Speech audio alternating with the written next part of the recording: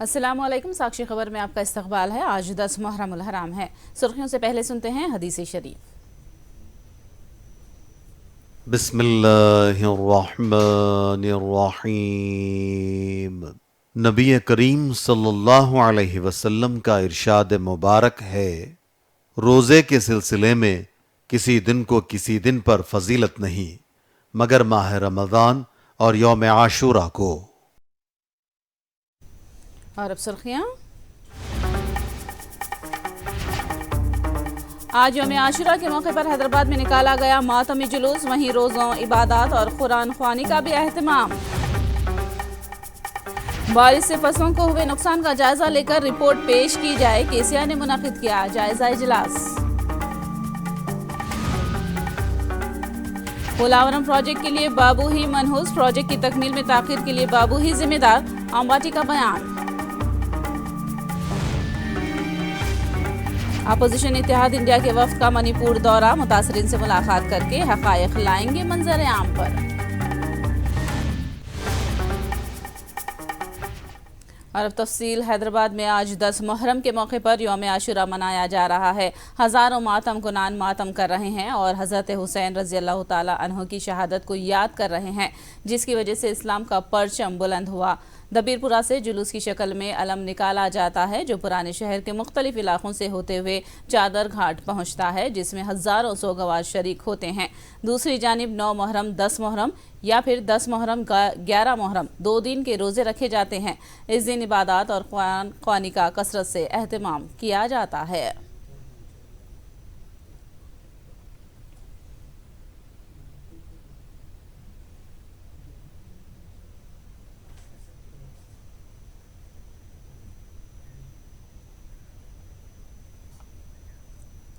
मुहर्रम इस्लामी साल का पहला महीना है, जो ईसार और कुर्बानी का दर्स देता है। एपी के वज़ीर आला जगन ने ट्वीट के जरिए इन ख्यालात का इजहार किया।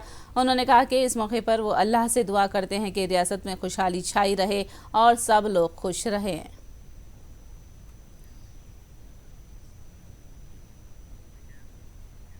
वज़ीर आला केसीआर ने जायजा इजलास मुनाकिद किया और तेलंगाना भर में हुई बारिश से नुकसानात और पहुंचाई जा रही राहत कारी और इमदाद से मुताल्लिक़ दरियाफ्त किया। केसीआर ने अहदेदारों को हिदायत दी कि फसलों के नुकसानात का तखमीना लगाकर उन्हें रिपोर्ट पेश करें।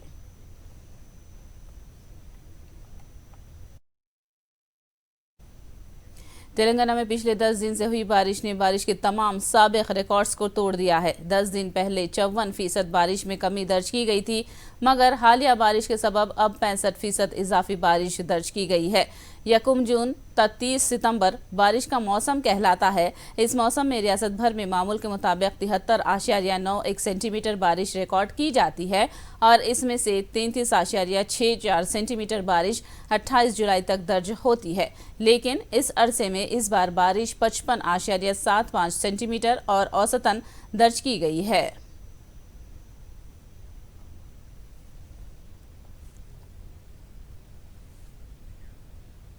गोदावरी नदी अपने पूरे शबाब पर बह रही है। पहले लगा था कि बहाव में कमी वाक़ई हुई है, लेकिन दोबारा अचानक बहाव में शिद्दत पैदा हो गई है। भद्राचलम के पास गोदावरी से 14,33,000 क्यूसिक यानी पानी की सतह 54.2 फीट तक पहुंच गई है, जिसकी वजह से अहदेदारों ने तीसरी वार्निंग जारी की है और मुतासिरा इलाकों और कॉलोनियों से आवाम को राहतकारी कैंप्स में मुंतकिल किया गया है। राहत और इमदादकारी के लिए आर्मी के हेलीकॉप्टर्स भद्राचलम पहुँच चुके हैं।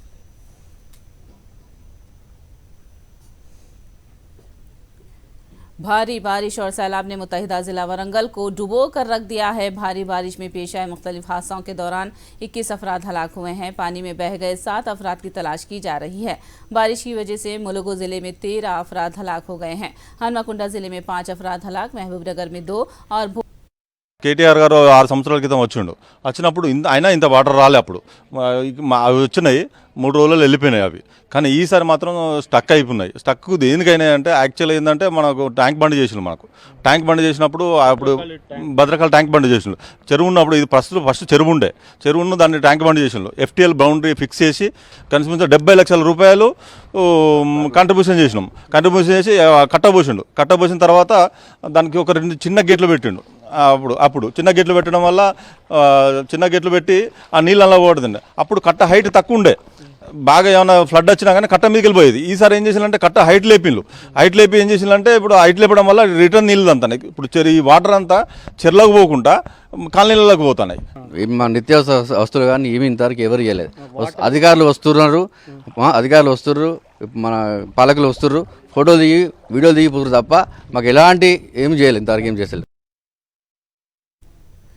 वरंगल में भद्रकाली नदी में शिगाफ पड़ने से भारी मिकदार में पानी बह रहा है। ऐसे में नशीबी इलाके में मौजूद 4 कॉलोनियां जद में आने के खदशे के पेश नज़र आवाम का इनखला शुरू कर दिया गया है। इसके अलावा पानी को रोकने के लिए रेत के थैले और दीगर दरकार अशिया का इंतजाम किया जा रहा है। बल्दी कमिश्नर रिजवान बाशा ने बताया कि जितना हो सके नुकसान से बचाने और आवाम के तहफ़्फ़ुज़ के मौसर इक़दाम किए जा रहे हैं।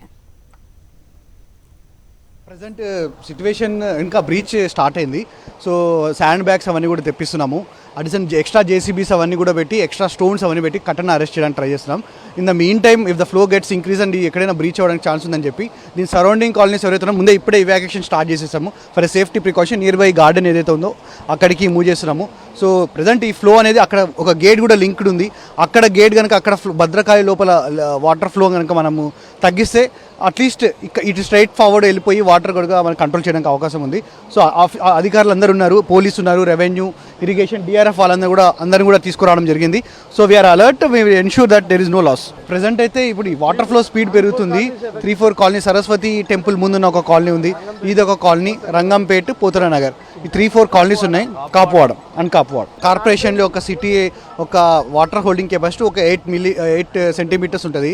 కానీ లాస్ట్ 2-3 రోజుల్లో 30 సెంటీమీటర్ల వర్షపాతం నమోదైంది. కాబట్టి మన చెరువులు అవన్నీ కూడా FTL లిమిట్ దాటిపోయి ఉన్నాయి. కాబట్టి స్లోగా వాటర్ రిసీడ్ అవుతుంది. అదృష్టవశాతం నిన్న నుంచి రైలు లేదు. బట్ ఇప్పుడున్న పరిస్థితి ఇది కూడా ఎక్కువ ఫ్లో అవడం వల్ల సర్ప్లస్ బ్రీచ్ అవుతుంది తప్ప will try to address it. Komaram Bheem जिले में प्राणहिता नदी लबरेज होकर बह रही है। भारी पैमाने पर बारिश के सबब कसीर मिक़दार में नदी में पानी जमा हो रहा है, जिसकी वजह से आबी सतह में इजाफा हो गया है, जिसके सबब पेंचिकल पेट मंडल के गोड़ेम इंटरनेशनल ब्रिज तक पानी पहुंचने के लिए महज 1 फीट का फासला बाकी है और भारी मिक़दार में पानी जमा होने से अवाम में तशवीश की लहर दौड़ गई है। देहातों और आसपास के इलाकों में पानी भर गया है। दिंदा गांव में अवाम पानी में महसूर हो गए हैं और मज़ाफ़ाती इलाकों में पानी की मिक़दार ज़्यादा होने से अवाम को चौकस रहने का हुकूमत ने मशवरा दिया है।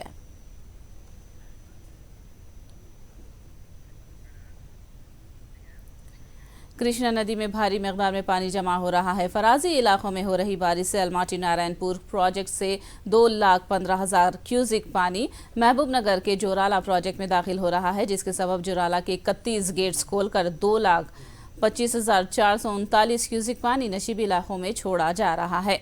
प्रोजेक्ट की मजमूई गुंजाइश 9.657 TMC है, जबकि इसमें 7.426 TMC तक पानी जमा हो चुका है। जोराला के फराजी बरखी मराकिज के 6 यूनिट्स में 234 मेगावाट बिजली की पैदावार की जा रही है। आवाम को चौकस रहने और नदी के पास न जाने का मशवरा दिया गया है। धवलेश्वरम कॉटन बैरेज के पास भी गोदावरी पूरी शिद्दत के साथ बह रही है। फिलहाल यहां पानी की सतह 14.3 फीट तक पहुंच गई है, जिसके सबब गौतमी, विनिशा और वायनातय नदियां में बहाव शदीद हो गया है और अपनापल्ली काविश पानी में डूब गया है। यहां पर दूसरी वार्निंग भी जारी की गई है।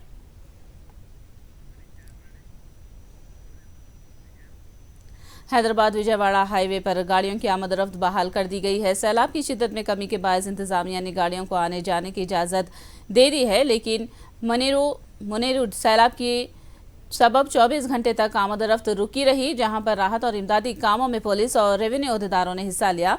सैलाब के पानी में फंसे अफराद को राहतकारी टीमों ने बचा लिया।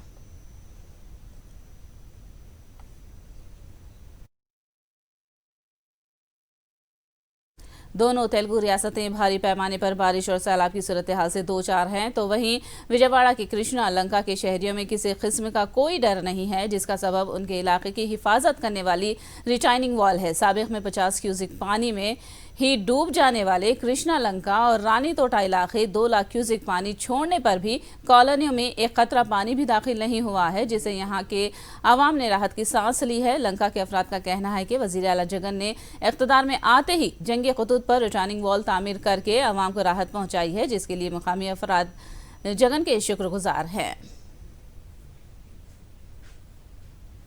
ఒక జగన్మోహన్ రెడ్డి గారు జ్ఞాపం చేసుకొని గుర్తు చేసుకొని ఈ యొక్క ప్రజలు మాట తీసుకొని మరి ఒక రిటర్నింగ్ వాళ్ళు మళ్ళీ అల్లాటప్ప సోవలు కాదండి, అల్లాటప్ప ఐరన్ కాదండి, ఒక్కొక్క ఐరన్ ఎంత రేటును పెట్టి మరి రకంగా చక్కగా వేసి రిటర్నింగ్ వాళ్ళు వేసి మమ్మల్ని ప్రజల్ని ఇవాళ 3 లక్షల చిల్లరి వాటర్ వచ్చినప్పటికైనా సరే ప్రజల గుండెల మీద చేసుకొని మేమందరం కూడా ప్రశాంతంగా పండుకుంటున్నామండి.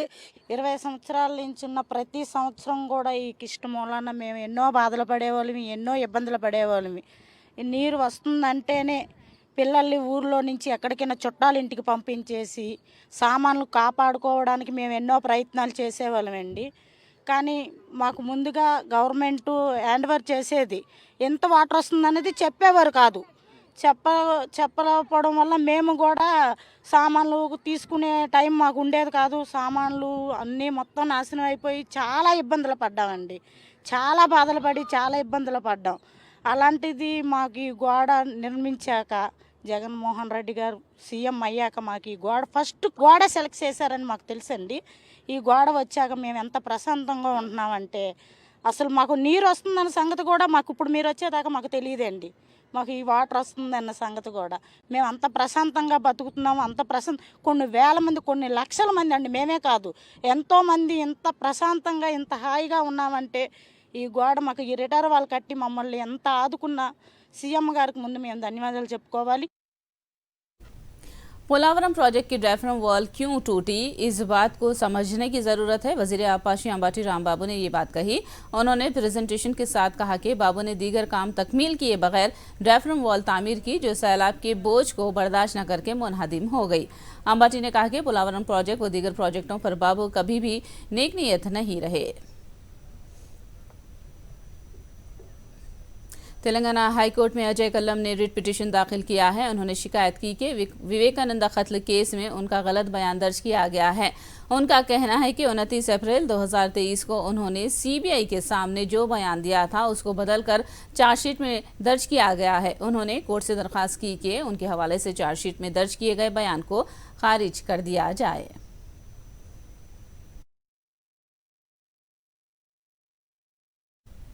बापटला के आतंकी सेंटर के पास तेलुगुदेशम कायदीन और वायएसआर कांग्रेस के कारकुन एक दूसरे से उलझ पड़े।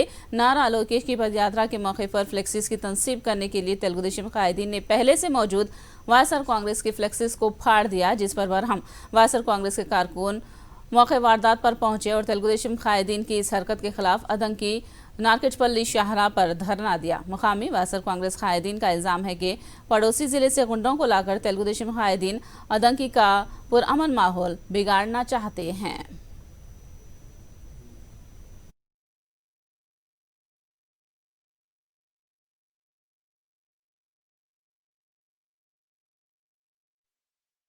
జగన్మోహన్ రెడ్డి గారి యొక్క నిర్దేశకత్వంలో క్రమశిక్షణతో మెలిగేటటువంటి కార్యకర్తలు ఉన్నటువంటి పార్టీ, బడుగు బలహీన వర్గాలతోటి నిర్వహిస్తున్న పార్టీ. ఈరోజు అద్దంకిపట్నంలో చూస్తున్నాం, మున్సిపాలిటీ వారి పర్మిషన్ లేకుండా, పోలీసుల పర్మిషన్ లేకుండా పట్టణం మొత్తం రోడ్లు కొత్తలు తవ్వారు. సరే తవ్వారు, నిద్ర లెగిస్తే ఈ ఎల్లో మీడియా పసుపు కోళ్ళు జనాలు నిద్ర లేకముందే పోస్తుంటాయి. ఏం పోస్తుంటాయి అంటే, రాష్ట్రం మొత్తం జగన్మోహన్ రెడ్డి గారు అధికారంలోకి వచ్చిన తర్వాత రోడ్లు ధ్వంసం అయిపోయినాయి, రోడ్లు పట్టించుకోవట్లేదు, ఈ జనాలందరూ ఎట్లా ప్రయాణాలు చేయాలని చెప్పి నిద్ర లెగిస్తే మాట్లాడేటువంటి ఏబిఎన్, ఈ TV5, ఈ ఆంధ్రజ్యోతి వీళ్ళందరూ ఏం చేస్తున్నారు? 2 రోజుల నుంచి పట్టణ వ్యాప్తంగా ప్రజా ఆస్తులను ధ్వంసం చేస్తుంటే నిద్రపోతున్నారా, కళ్ళు మూసుకుంటున్నారా అని అడుగుతున్నాం. మాకు జగన్మోహన్ రెడ్డి గారు ఆ అధికారంలోకి వచ్చిన తర్వాత అభివృద్ధి పనులు ఎంత చక్కగా చేస్తున్నారు. రేపు లోకేష్ గారు అద్దంకి వచ్చినప్పుడు ఒక్కసారి అద్దంకిని చూడమనండి, కళ్ళతో చూడమనండి. ఎక్కడెక్కడ గుంతలు ఉన్నాయి అని ఒక ఫోటో, ఒక సెల్ఫీ చూపిస్తున్నారు కదా. ఒక ఛాలెంజ్ చేస్తున్నాం, మా అద్దంకిలో ఇది జరగలేదు, ఈ అభివృద్ధి జరగలేదు అని ఒక సెల్ఫీ ఫోటో దిగి లోకేష్ గారిని ఇక్కడి నుంచి వెళ్ళమని చెప్పండి. మేము బహిరంగంగా ఛాలెంజ్ చేస్తున్నాం. వాళ్ళు చేసిన గుంతలు, వాళ్ళు తవ్విన గుంతలు, వాళ్ళు చేసిన ధ్వంసం తప్ప ఇక్కడ ఎటువంటి ధ్వంసం వాళ్ళు మాకు ఇది జరగలేదు. చేసిన అభివృద్ధిని కూడా వాళ్ళు నిర్వీర్యం చేసి ఈ రోజు ఇంత అరాచకానికి సృష్టించి ఇన్ని వివాదాలకి, ఇన్ని గొడవలకి కారణం చేస్తా ఉన్నారు. करनूल में हफीज खान ने घर घर हमारी हुकूमत प्रोग्राम में हिस्सा लिया। इसी दौरान उन्होंने चंद्रबाबू नायडू पर शदीद तनकीद की। ఎందుకంటే చంద్రబాబు నాయుడు గారు అంటేనే యాంటీ రైతు, యాంటీ ఫార్మర్. రాజశేఖర రెడ్డి గారు అంటే ప్రో ఫార్మర్. రాజశేఖర రెడ్డి గారి వల్లనే జలయజ్ఞం వచ్చింది. రాజశేఖర రెడ్డి గారి దగ్గర నుంచే రైతుకు ఒక ధైర్యం వచ్చింది.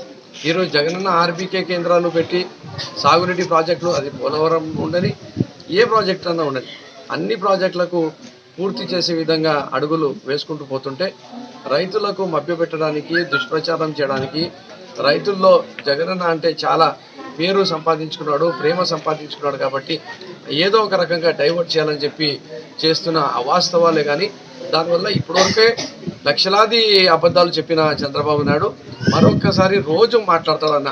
ఏ రోజైతే అబద్ధం మాట్లాడాడో ఆ రోజు చనిపోతాడేమో అని భయం ఉంది అన్న. కాబట్టి ప్రతిరోజు అబద్ధాలు మాట్లాడతాడు.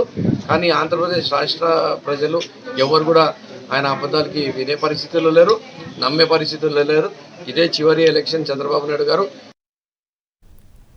बीजेपी कौमी कमेटी का जेपी नड्डा ने ऐलान किया है। कौमी क़यादत में बंडी संजय को अहम जिम्मेदारी सौंपी गई है। जेपी नड्डा ने बंडी संजय को पार्टी का कौमी जनरल सेक्रेटरी नामजद किया है और DK अरुणा को कौमी नायब सदर और तरुण चुग को तेलंगाना उमूर के इंचार्ज के तौर पर बरकरार रखा है। बीजेपी हाईकमान ने बंडी संजय को सुनील बंसल के मुसावी दर्जा दिया है।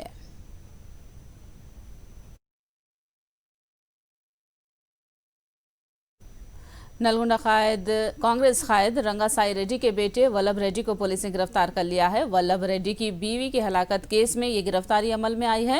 बताया जाता है कि बीवी लहरी रेड्डी की मौत और दिल का दौरा होने का इजहार करके पुलिस को गुमराह किया गया। किसी को शुबे के बगैर आखिरी रसूमात भी अदा कर दी गई। रवां महीने की 14 तारीख को ये वाक़या पेश आया। ये वाक़या ताख़ीर से मंजर आम पर आया है। नारायणगुड़ा पुलिस ने तफसीलात से वाकिफ कराया है। సో భర్త మీద సస్పీషియస్ ఉంది కాబట్టి ఆ ఇన్సిడెంట్ జరిగినప్పుడు భర్త ప్రజెంట్ ఉంది కాబట్టి మేము ఫర్దర్ ఇన్వెస్టిగేషన్లో ఎవిడెన్స్ కలెక్ట్ చేయడం జరిగింది. అయితే అందులో మాకు వచ్చింది ఏంటంటే భర్త ఈ భార్యని ఆ రోజు 13th నైట్ నుంచి కూడా కొద్దిగా ఇద్దరి మధ్యలో ఫ్యామిలీ ఇష్యూస్లో గొడవ జరిగినాయి. అదే కంటిన్యూషన్ మార్నింగ్ జరగడం జరిగింది. టిఫిన్ చేస్తున్న క్రమంలో అతను ఆవేశంతో ఆమెని దర్వాజా గుద్దటము, దాని తర్వాత కడుపులో తనతో ఇంజురీస్ అయ్యి ఆమె చనిపోవడం జరిగింది. హాస్పిటల్ కూడా బ్రాడ్ డెడ్ తీసుకొచ్చారు. మేము అతన్ని అరెస్ట్ చేసి పంపించాము 26 రోజు. सिंगापुर से ताल्लुक़ रखने वाले 7 ज़ेली सयारचों को खला में रवाना करने की इसरो ने तैयारी कर ली है। इसी ज़िमन में रॉकेट के इस्तेमाल के लिए उल्टी गिनती शुरू हो गई है। कल सुबह 6:31 पर PSLV C-56 रॉकेट को खला में दागा जाएगा।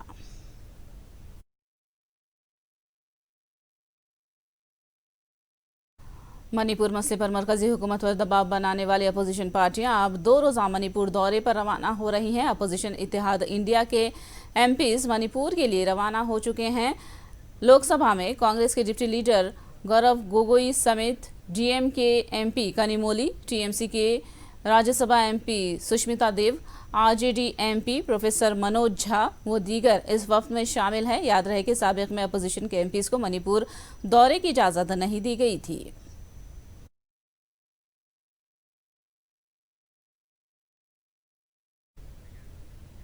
आज हिंदुस्तान और वेस्टइंडीज़ के दरमियान दूसरा वनडे मैच खेला जाएगा। ब्रिजटाउन में शाम 7 बजे मैच का आगाज़ होगा। 3 वनडे मैचों की सीरीज़ में हिंदुस्तानी टीम ने पहले मैच में कामयाबी हासिल कर ली है और दूसरा मैच जीतकर सीरीज़ अपने नाम करने की कोशिश में है, जबकि वेस्टइंडीज़ इस मैच को जीतकर टीम इंडिया की बढ़तरी करना चाहती है।